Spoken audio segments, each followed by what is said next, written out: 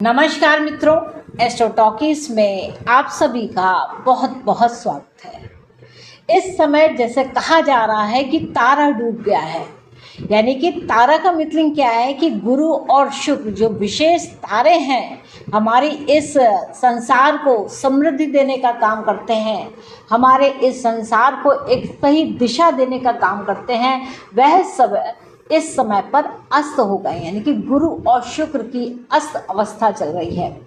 तो यह जो अस्त अवस्था आती है वह क्यों आ जाती है, ऐसा क्या होता है कि जिसके कारण कि यह अस्त ग्रह हो जाते हैं। तो अस्त रहने का कारण क्या है कि जो ग्रहों के राजा हैं, यानी कि जो सूर्य देव हैं, वह इतने शक्तिशाली ग्रह हैं, यानी कि उनका प्रकाश इतना तेज है कि उन्हें वह एक विशेष पद प्राप्त है, यानी कि उनका ताप इतना ज़्यादा है कि उस ताप को कोई सहन नहीं कर पाता है, तो वह अपने अस्त अवस्था में चला जाता है। आप बहुत समय तक अगर सूर्य के प्रकाश में रहें, जैसे मई जून की गर्मी कही जाती है, उस समय पर अगर आप प्रकाश के ऊपर रहते हैं, यानी कि सूर्य के आभा में रहते हैं और खुले आकाश में रहते हैं, तो आपकी बुद्धि काम कर देना बंद कर देती है। यानी ये सूर्य का प्रकाश इतनी प्रचंड गर्मी देता है कि आपका माइंड शून्य हो जाता है, आप कुछ सोचने समझने की क्षमता नहीं रख पाते हैं, कुछ देख नहीं पाते हैं। आपको ये लगता है कि बस जल्दी से जल्दी अपने घर चले जाएं और शांतिपूर्वक अंदर रहें। आप काले चश्मे का प्रयोग करते हैं, आप सर के ऊपर कुछ पगड़ बांधते हैं या कोई दुपट्टा बांधते हैं या कुछ भी रखते हैं जिससे आपको गर्मी ना लगे, और आप छाते का भी प्रयोग करते हैं। तो ये सब क्या है, ये सब हेल्पिंग हैंड्स है उस तेज ताप को बचाने के लिए। तो यहाँ पर क्या होता है कि जब सूर्य का जब बहुत नज़दीक आ जाता है, कोई ग्रह जब सूर्य की आभा के आगोश में आ जाता है, तो वह अपनी आभा को खो देता है और वह अस्त हो जाता है, यानी कि बिल्कुल वह अपना जो उसका निजी फल है वह नहीं दे पाता है। तो यहाँ पर कहा गया है कि जो अस्त ग्रहों के बारे में बड़े ही विस्तार से ज्योतिष शास्त्र में बताया गया है। होता क्या है कि जब कोई ग्रह सूर्य के इतना निकट हो जाए और उसका तेज और ओज उसके ऊपर हो जाए, तो उस ग्रह का जो प्रभाव होता है वह प्रभावहीन हो जाता है, तो वह ग्रह अस्त अवस्था को चला जाता है। तो अस्त अवस्था में गए हुए जो ग्रह होते हैं वह जो फल देने के लिए बने हैं वह अपना फल नहीं दे पाते हैं। तो ऐसे जो ग्रह होते हैं उसको कहा जाता है कुपित ग्रह, यानी कि सूर्य से, गवर्नमेंट से कुछ ऐसा हो गया है कि उसके क्रोध का उनको सामना करना पड़ रहा है। तो इसकी दशा या अंतर्दशा जिन लोगों की चल रही होती है उनके ऊपर इसका विशेष प्रभाव पड़ता है। जैसे अभी के समय में कहा जाए तो ये गुरु जो है वह 7 मई से अस्त हो गए हैं। ये शाम के समय 7:36 पर अस्त हो गया और गुरु है वृषभ राशि में। तो गुरु 6 जून 2024 को बृहस्पतिवार के दिन सुबह 4:36 पर उदित हो जाएंगे, यानी कि सूर्य की आभा से दूर हो जाएंगे। तो यह कुल मिलाकर के इस समय पर 30 दिन तक अस्त अवस्था में रहेंगे। शुक्र की बात की जाए तो देखिए, शुक्र धन वैभव के दाता हैं, इसे शुक्र तारा कहते हैं। और 25 अप्रैल को सुबह 5:19 पर यह अस्त हो चुके हैं और 29 जून को शुक्र तारा उदय होंगे। तो वहीं 7 मई को गुरु, जैसे बताया अभी कि 7 मई को गुरु भी अस्त हो गए, यानी कि गुरु और शुक्र दोनों इस समय पर अपनी आभा को खो चुके हैं, यानी कि अस्त अवस्था को जा चुके हैं। तो ऐसे में यह अपने जो उनको परिणाम देने होते हैं वह नहीं दे पाते हैं। तो सूर्य क्या करते हैं, यहाँ पर अगर आप इसको समझना चाहते हैं तो यहाँ पर ऐसे समझिएगा कि कोई ग्रह कब अस्त हो जाता है, तो यहाँ पर डिग्रीज का बहुत बड़ा रोल है, यानी कि कोई कितनी डिग्री पर आता है, सूर्य से कितने डिग्री पर होता है कि वह ग्रह अस्त हो जाता है। अब यहाँ पर देखना होगा कि सूर्य, मान लीजिए कि आप एक यह सूर्य है और कोई ग्रह इतनी दूर पर है, तो वह जितनी नज़दीक होगा तो वह उतना ही ताप को ग्रहण करेगा। और यही चीज़ इस तरफ भी होगी, यानी कि सूर्य ग्रह से आगे और पीछे एक सर्टेन डिग्री पर अगर कोई ग्रह होता है तो वह सूर्य के आभा में रहता है, सूर्य के प्रकाश में रहता है। ऐसी अवस्था में वह अस्त कहा जाता है, अपने मूल फलों को नहीं दे पाता है।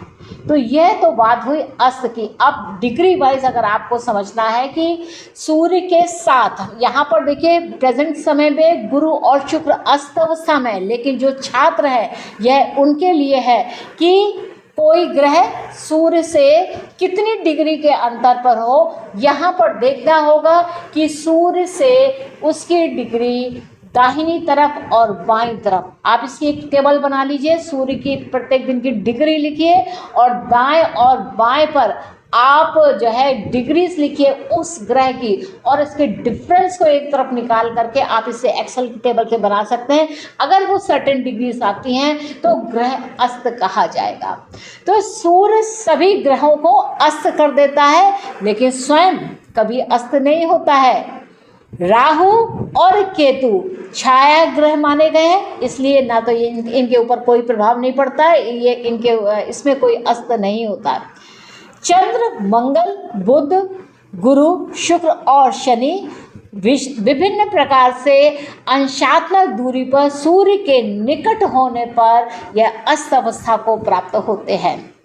जब चंद्रमा परिक्रमा पथ पर गति करते हुए सूर्य से 12 अंश की दूरी पर होता है, यानी कि 12 अंश सूर्य की डिग्री से आप इस तरफ भी देखें और इस तरफ भी देखें तो वह अस्त माना जाता है। यानी कि उस पे कहा जाता है कि चंद्रमा अपनी आभा के अपने गुणों को नहीं दे पा रहा है, यानी कि वह सूर्य की आभा ज़्यादा है तो चंद्रमा के उसमें जो गुण है वह जल से जा रहे हैं, क्योंकि सूर्य इतना ताप लिए हुए ऑलरेडी यहाँ पर है। मंगल की बात की जाए तो यह 17 अंश पर, यह उससे अधिक सूर्य के निकट आने पर अस्त हो जाते हैं। इसी प्रकार बुध ग्रह जो सूर्य से दोनों ओर 13 डिग्री या इससे अधिक निकट आने पर अस्त कहलाते हैं। मतांतर में इसे 14 डिग्री के अंश पर भी इसे माना गया है कि यह अस्त हो जाते हैं। यदि बुध ग्रह अपनी वक्री अवस्था में हो, स्थित हो, तो यह सूर्य से 12 अंश की डिग्री पर भी अस्त माने गए हैं। गुरु की बात की जाए तो सूर्य के दोनों ओर 11 अंश की अंशात्मक दूरी हो, यानी कि गुरु की डिग्री में सूर्य की डिग्री की आप कंपैरिजन कीजिए। इसमें क्या देखना आपको कि सूर्य के डिग्री से 11 डिग्री एक तरफ और 11 डिग्री एक तरफ, इन दोनों की डिग्री का अंतर क्या है। अगर अंतर 11 डिग्री से अधिक है तो यह अस्त माना जाता है। शुक्र ग्रह के लिए इसे 10 डिग्री का कहा गया है। यदि सूर्य के दोनों ओर 10 अंशों का या इससे अधिक निकट में आ जाते हैं तो वह अस्त कहलाते हैं। यदि शुक्र ग्रह वक्री अवस्था में हो तो 8 डिग्री में भी यह अस्त कहे गए हैं। शनि की बात की जाए तो सूर्य से 15 अंश तक दोनों ओर अगर यहाँ पर इनकी डिग्री का डिफरेंस है तो शनि देव अस्त माने गए हैं, यानी कि शनि देव अपना जो उनका गुण का काम है वह नहीं कर पाते हैं। अब अस्त ग्रहों का फल क्या होता है? चंद्रमा क्या है, ऐसा सिर्फ अमावस के समय ही होता है। अगर चंद्रमा अस्त हुआ तो जातक की माँ का सुख में कमी मिलती है और संपत्ति मिलने में भी देरी लगती है। मंगल की बात की जाए, अगर मंगल अस्त अवस्था में हो तो साहस की कमी हो जाती है, प्रॉपर्टी में फ़ायदा नहीं होता है, जिसमें धंधे में जाएगा जो भी काम करेगा वह उतना फलदायी नहीं होगा। बुध के ग्रह की बात की जाए तो इसमें बुध में उतना दोष नहीं लगता है। फिर भी देखा गया है कि अस्त होने के बाद ग्रह कोई खास लाभ नहीं दे पाता, यानी कि उस समय पर न्यूट्रल सा रहता है। अगर लाभ नहीं दे रहा है तो नुकसान भी नहीं देगा। तो यहाँ पर देखा जाए तो त्वचा के विकार देखने को मिलते हैं। साथ में ऐसा भी हो सकता है कि कुछ छोटी मोटी मान सम्मान में हानि हो सकती है। गुरु की बात की जाए तो गुरु ग्रह जब अस्त होते हैं तो ऐसी अवस्था में कोई शुभ कार्य आरंभ नहीं करना चाहिए, क्योंकि आपको सही कंसल्टेशंस नहीं मिलेंगे, आपको सही नियम से दिखाई नहीं देगा, और विवाह योग वगैरह अगर आप करना चाहते हैं तो वह भी इस अवस्था में नहीं किए जाते हैं।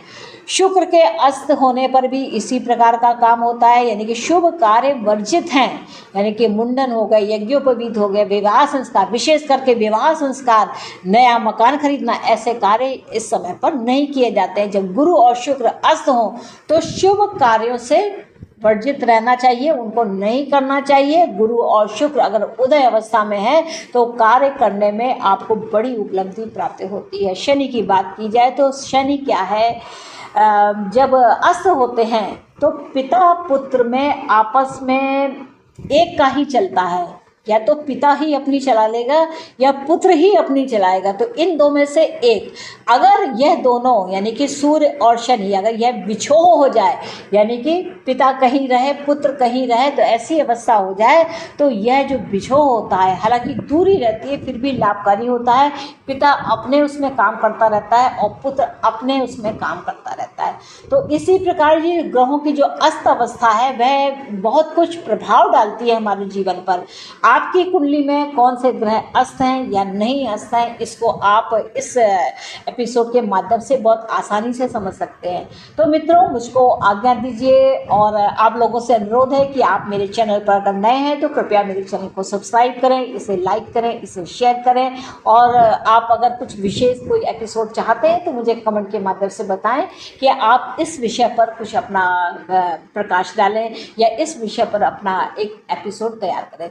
तो मित्रों, मुझको आज्ञा दीजिए, मिलेंगे नेक्स्ट एपिसोड में किसी और सुंदर विषय के साथ। तब तक के लिए नमस्ते।